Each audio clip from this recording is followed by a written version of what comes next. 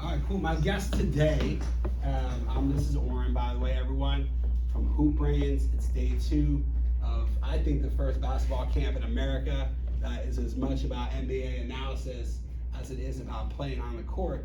And so I'm really excited to bring you the first segment of our Hoop Brains podcast today, where we are debating our player ladders. And this is high stakes stuff. Guys get paid or not paid a lot of money if they are ranked one of the top 3 in the NBA. And my guest today is an expert on centers in the league. His name is Calvin. Calvin, can you introduce yourself to everyone? I'm Calvin. I'm an expert on centers. I did a lot of research on who has the best stats and who in general is just the best overall center. Okay, interesting. So Calvin, just say something about yourself. Where are you from? How old are you? I'm from Woburn. I'm 11 years old, and yeah. All right, cool. So why don't you take us through your list, Calvin? Who'd you have at number 1, and tell us a little bit why? So number 1, I have Jokic. He has 15.9 wins produced, which is the most out of any center in the NBA. Okay. He has 11.6 assists per game per 48 minutes, 36.6 points per game, and 15.1 total rebounds per game. Oh, now, so Cal, I don't understand. So Jokic averaged 36 this year? No, this is all per 48 minute stats.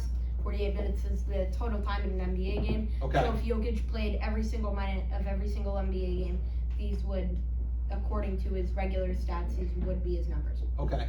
And what do you know about his playoff performance, or how he performs in the clutch? Because I think that's great for the regular season. But did you do any investigation of that? We did not do it, or I did not do any investigation on the playoffs. I should have, but I didn't end up doing anything on the playoffs.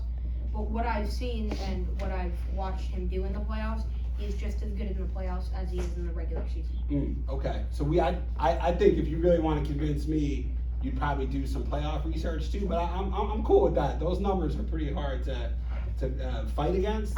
And so who do you have as number 2 on your list right now, Calvin? I think it's Joel Embiid. Joel Embiid. Okay. The big stat that really helps him is 63.6 true shooting percentage. Oh.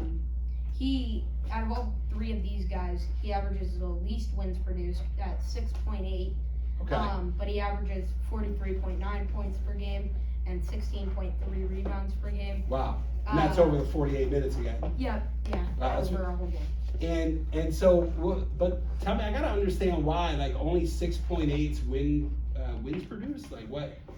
How did you overlook that and still pick him for number 2? I could overlook that because he does a lot of things well on the basketball court. He just doesn't do anything extremely spectacular.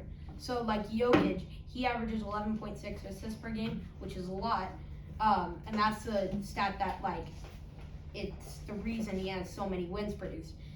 Joel Embiid, he doesn't necessarily average 11.6 assists, for example, but he does average 16.3 rebounds. So he doesn't have a stat that he's spectacular in. Got you. All right. Now, who'd you round out the list with at number 3 for your third team All-NBA center? Rudy Gobert. Rudy Gobert. Okay. He averages 15. Defensive Player of the Year. Am I right? Yes. Yeah. Okay. 15.7 wins produced. Wow. That's because the 4.2 blocks that he averages. He's a very great defender. As you said, he won Defensive Player of the Year. He only averages 22.3 points per game, but he's not known for his offense. He's known for his defense. And that brings me to his rebounds, 21.1 rebounds per game. 21. Hold on a second, man. Slow down. Say that again. Go nice and slow. 21.1 rebounds per game per 48 minutes. Wow. Some people are driving their cars. I don't want anyone to crash while they're listening to this podcast. So 21 rebounds per game over 40. Yeah. Got it. Yeah, which is more than Jokic and Embiid. And Embiid is usually seen as a paint presence, but surprisingly, Rudy Gobert averages more rebounds than him. And so you think that his win shares are a result of what? His blocks per game, his defensive presence, his paint presence in general.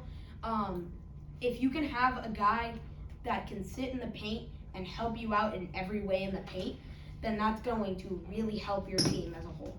Man, all right. And this is kind of a hard player ladder to argue against.